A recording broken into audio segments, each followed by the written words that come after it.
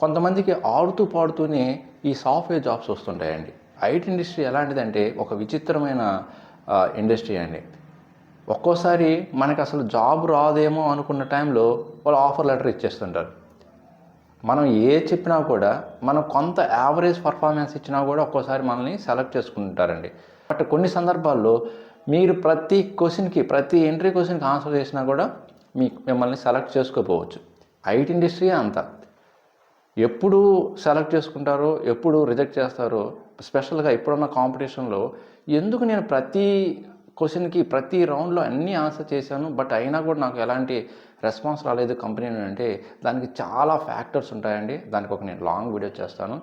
So ఒకటి మాత్రం గుర్తుపెట్టుకోండి, ఐటీ ఇండస్ట్రీ అనేది ఎంత కష్టపడినా, ఎంత పర్ఫార్మెన్స్ ఇచ్చినా కూడా 1 or 2% లక్ కూడా ఉండాలండి.